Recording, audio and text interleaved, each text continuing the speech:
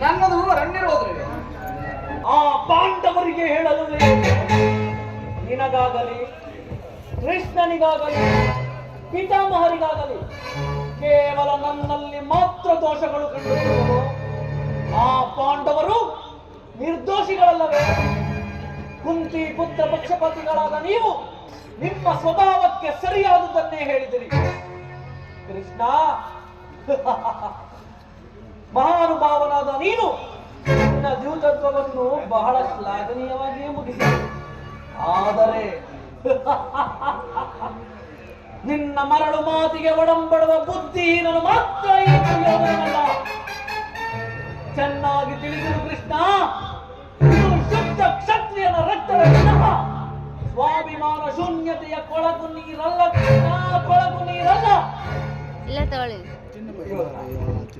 ಇಷ್ಟೊಂದು ಅಪಮಾನವೇ? ಇದು ನಿನ್ನ ದುರಾಗ್ರಹದ, ದುರಹಂಕಾರದ, ದುಸ್ಸಹವಾಸದ, ದುರಾಶಯದ ದುರಭಿಮಾನ. ವಿಚಾರ ಮಾಡು ಕೌರವೇಶ್ವರ. ಕೃಷ್ಣ ಏನೆಂದೆ? ನಮ್ಮದು ದುರಾಗ್ರಹದ, ದುರಹಂಕಾರದ, ದುಸ್ಸಹವಾಸದ, ದುರಾಶಯದ ದುರಾಭಿಮಾನ.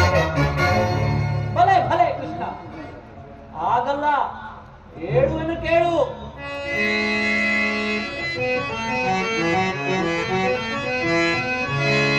ಪುರುಷ ಪ್ರಧಾನರೆಂದರಹುದೇ ಕೃಷ್ಣರು ಆ ರೋಷರಹಿತ ಪಾಂಡವರನ್ನು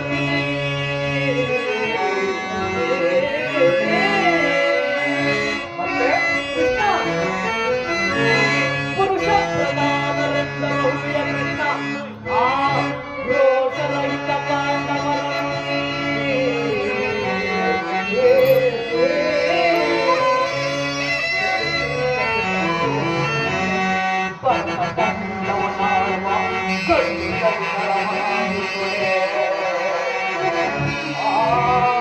ಗಂಡೆದೆಯ ಬುದ್ಧಿಯ ಉಳ್ಳವರಾಗಿರುತ್ತದೆ. ಬರದ ಕಂಡವನಾಳುವ ಗಂಡು ಬೆಳೆದರ ಗಂಡೆದೆಯ ಬುದ್ಧಿಯ ಉಳ್ಳವರಾಗಿರುತ್ತದೆ.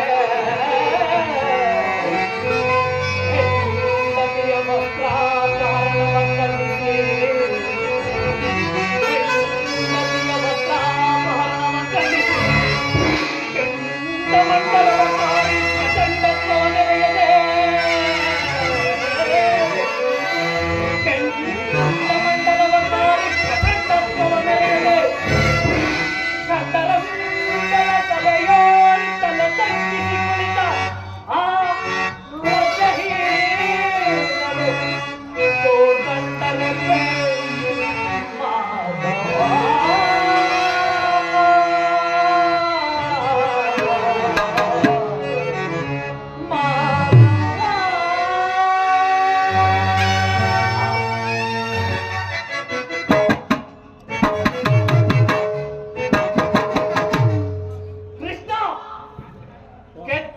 ಕೌರವನನ್ನು ಕೊಚ್ಚಬೇಕಲ್ಲವೇ ನಿನ್ನ ತುಚ್ಛ ಪಾಂಡವರು? ಅದು ದುರಾಗ್ರಹ. ಲೋಕೈಕ ವೀರ ನನ್ನ ಮಿತ್ರ ಕರ್ಣನನ್ನು ವಧಿಸಬೇಕೆಂದಲ್ಲವೇ ಆ ನಿನ್ನ ಮಿತ್ರ ಪಾರ್ಥ? ಅದು ದುರಹಂಕಾರ. ದಿಕ್ಕೆಟ್ಟು ದಿಕ್ಕ ಪಾಲಾಗಿ ನಿನ್ನಂತಹ ಕಪಟಿಯ ಸ್ನೇಹ ಬೆಳೆಸಿದರಲ್ಲವೇ ಆ ಗತಿಗೆಟ್ಟ ಪಾಂಡವರು. ಅದು ದುರ್ಯೋಧನ ದುಶ್ಯಾಸನರನ್ನು ಪುಡಿಗೈದು ಇಡೀ ಭರತಖಂಡದಲ್ಲೇ ತಮ್ಮ ಧ್ವಜ ಪತಾಕೆಯನ್ನು ಹಾರಿಸಲು ಯೋಜನೆ ಹಾಕಿಕೊಂಡಿರುವರಲ್ಲ ನಿನ್ನ ಪಾಂಡವರು. ಅದು ಅದು ದುರಾಶಯ. ನಾವೇ ಸಮರ್ಥರು, ನಾವೇ ಜಯಶಾಲಿಗಳು ಎಂದು ಜಂಬ ಕೊಚ್ಚಿಕೊಳ್ಳುತ್ತಿರುವರಲ್ಲ ನಿನ್ನ ಮತಿಗೆಟ್ಟ ಪಾಂಡವರು. ಅದು ಅದು ದುರಾಭಿಮಾನ. ಏನು ಕೃಷ್ಣ, ನೀವಾರು ಏನೇ ಹೇಳಿದರು ಈ ದುರ್ಯೋಧನನ ನಿರ್ಧಾರ ಚಲಿಸುವುದಿಲ್ಲ, ಚಲಿಸಲಾಗದು. ಸುಮ್ಮನೆ ಕಂಠ ಶೋಷಣೆಯಿಂದ ಪ್ರಯೋಜನವಿಲ್ಲ.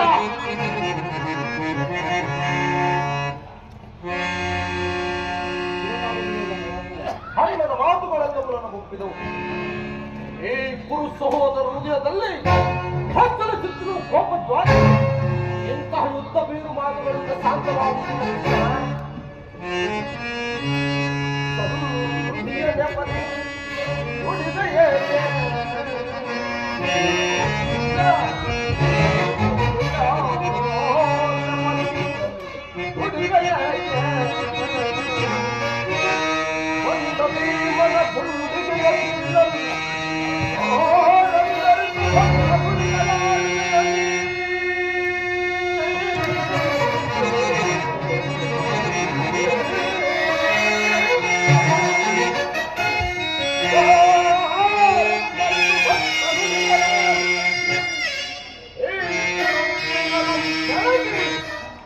ಮಾತನಾಡಿ ಸೋತದ್ದು ನನ್ನ ತಪ್ಪೆ.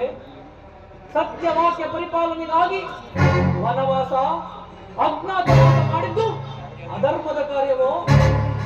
ಕೇಳು ವಾಸುದೇವ, ಈ ವಿಸ್ತಾರವಾದ ಸಾಮ್ರಾಜ್ಯವನ್ನು ಶಾಸನ ಮಾಡಲು ಈ ದುರ್ಯೋಧನನಿಂದ ಹೊರತಾಗಿ ಮತ್ತಾರಿಂದಲೂ ಸಾಧ್ಯವಿಲ್ಲ.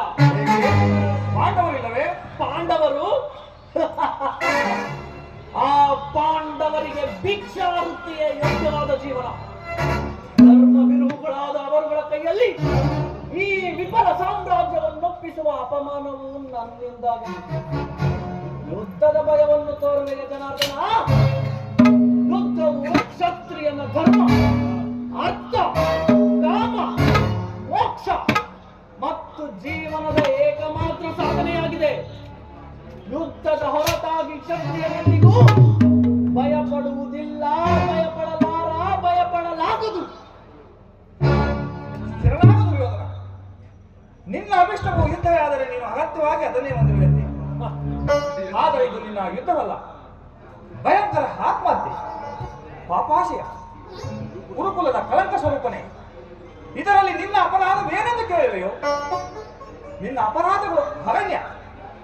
ಹಿಂದೆ ರಾಜಸ್ವಯಾಗದಲ್ಲಿ ಪಾಂಡವರ ಸಂಪತ್ತನ್ನು ನೋಡಿ ಕರಬಿದ ನೀನು ಈ ಶಕುನಿಯ ಸಲಹೆಯಂತೆ ಯುಧಿಷ್ಠಿರನನ್ನು ಕಪಟದೂತ ಕೆಳೆದದನ್ನು ಮರೆತೆಯಾ?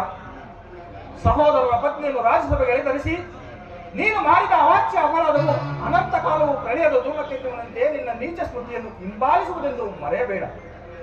ವಾರಣಾವತದ ಹೊರಗಿನ ಮನೆ, ಏಕಚಕ್ರಾನಗರದಲ್ಲಿ ಕುಂತಿಗಾದ ಬಂದ, ವಿಷಪ್ರಾಶಾನ, ಬಂದ, ಇವನ್ನೆಲ್ಲ ಮರೆತು ಈ ಭೀಷ್ಮ ದ್ರೋಣಾದಿ ಗುರುಜನರ ಮಾತುಗಳನ್ನು ನಿರಾಕರಿಸಿ ಕೇವಲ ಅನ್ಯಾಯ ಆಚರಣೆಯಲ್ಲಿ ತೊಡಗಿರುವ ನಿನಗೆ ಕೀರ್ತಿ ಶ್ರೇಯಸ್ಸು ಎಂದಿಗೂ ಲಭಿಸದು. ಅದು ನಿನ್ನ ಭ್ರಮೆ ಕೃಷ್ಣ. ಕೆಟ್ಟರೂ ಸರಿಯ ಕಟ್ಟ ಕಡೆಯದಾಗಿ ಮಾಡಿ ಕಟ್ಟಲೇಬೇಕೆಂದು ಕಟ್ಟು ಹಿಡಿದ ಕೆಚ್ಚೆದೆಯ ಕಟ್ಟಾಡು ಈ ಚಂದ್ರಕುಲ ಚಕ್ರೇಶ್ವರನನ್ನು ಕೆಣಕಿ ಕೇಳಿಯಾಗಿ ನಕ್ಕಳಲ್ಲ ಪಾಂಡವ ಸತಿ ಪಾಂಚಾಲಿ. ಅಂದೇ ಕೊಟ್ಟೆನು ಛಲವನ್ನ. ಭೂತ ಪ್ರೇತ ಪಿಶಾಚಿ ಗೊಡೆಯನಾದ ಭೂತನಾಥೇಶ್ವರನೇ, ಕಾಲ್ ಕಲಿವಂಶದಲ್ಲಿ ಉದ್ಭವಿಸಿದ ಗುರುವಂಶವೇ ರಕ್ತದ ಒಡವಿನಲ್ಲಿ ಕೊಚ್ಚಿರುವುದು ಸರಿಯೇ? ಅಷ್ಟೈಶ್ವರ್ಯ ಸಂಪನ್ನ ಅಭಿಮಾನದನೆಂಬ ನಾವು ಮಸಣದ ಮಣ್ಣಲ್ಲಿ ಮಣ್ಣಿಡಿದು ಮಣ್ಣಾದರೂ ಸರಿಯೇ? ಛಲವನ್ನು ಬಿಡೆ, ನೆಲವನ್ನು ಕೊಡೆ, ಇದೇ ನನ್ನ ಕಡೆಯ ನಿರ್ಧಾರ.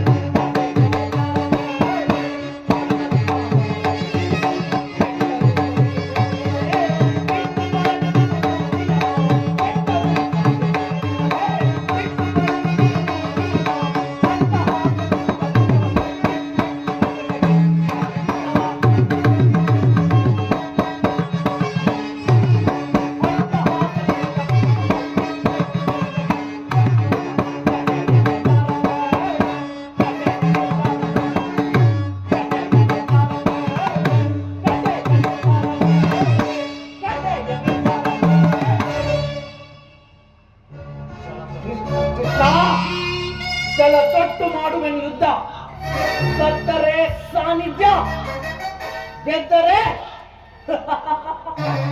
ಅಖಂಡ ಸಾಮ್ರಾಜ್ಯ. ಹೋಗು, ಸಂಗ್ರಾಮಕ್ಕೆ ಸಲಕರಣೆಗಳನ್ನು ಅಣಿ ಮಾಡಿಕೊಳ್ಳಲು ಆ ನಿನ್ನ ಬಡ ಪಾಂಡವನಿಗೆ ತಿಳಿಸಿಬಿಡು. ಹೊರಡು. ಅದೇಗೂ ನನ್ನ ಮಾತನ್ನು ತಿರಸ್ಕರಿಸಿಬಿಟ್ಟೆಯ ಕುರುಕುಲದ ಕಳಂಕ ಸ್ವರೂಪನೇ. ಪುರಸ್ಕರಿಸಲಾರದ ಸಂದೇಶವನ್ನು ತಿರಸ್ಕರಿಸಿದ್ದು ಅನುಚಿತವೇ? ಯದುವಂಶ ಕಳಂಕ ಸ್ವರೂಪಿ.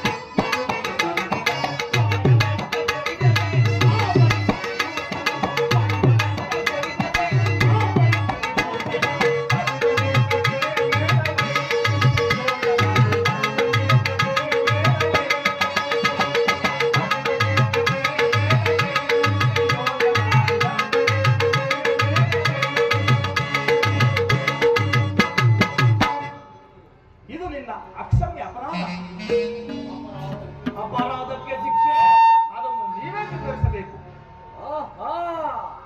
ಅದನ್ನು ಯಾರೂ ನಿರ್ಣಯಿಸಬೇಕಾಗಿಲ್ಲ. ನಾನಾಗಲೇ ನಿರ್ಣಯಿಸಿ ಮುಖ್ಯ ಸಲಹೆ ಎತ್ತಿಸಿದ್ದೇನೆ. ಯಾರಿಗೋ? ಎಲ್ಲರಿಗೆ, ಸಾರ್ವಭೌಮರಿಗೆ. ಏನೆಂದು? ಅದನ್ನು ನನ್ನ ಬಾಯಿಂದ ಕೇಳುವ ಮೊದಲು ಸಾರ್ವಭೌಮ ನಿನ್ನನ್ನು ಉಚಿತ ರೀತಿಯಲ್ಲಿ ಬೀಳ್ಕೊಡಬೇಕೆಂದು ನಮ್ಮ ಮಾವ ಶಕುನಿಯವರು ಮುಖ್ಯ ಸಲಹೆ ಎತ್ತಿದ್ದಾರೆ. ಓಹೋ, ಶಕುನಿ ಮಾವನ ಸಲಹೆಯ ಮೇಲೆ ಅದು ಅದ್ಭುತವಾಗಿ ಇರುತ್ತದೆ. ಹೌದು ಹೌದು, ಅದ್ಭುತವಾದ ನಿನ್ನ ರಾಯಭಾರಕ್ಕೆ ಅದ್ಭುತವಾದ ಸತ್ಕಾರವಿದು. ನಿಮ್ಮ ಅದ್ಭುತವಾದ ಸತ್ಕಾರವನ್ನು ನಾನು ಅದ್ಭುತಕಾರನಾಗಿಯೇ ಸ್ವೀಕರಿಸು. ಸಹೋದರ ದುಶ್ಯಾಸನ, ರಾಜ ಕರ್ಣ, ಶಕುನಿ, ಅಗ್ಗದಿಂದ ಬಂಧಿಸಿರಿ ಕೃಷ್ಣನನ್ನು.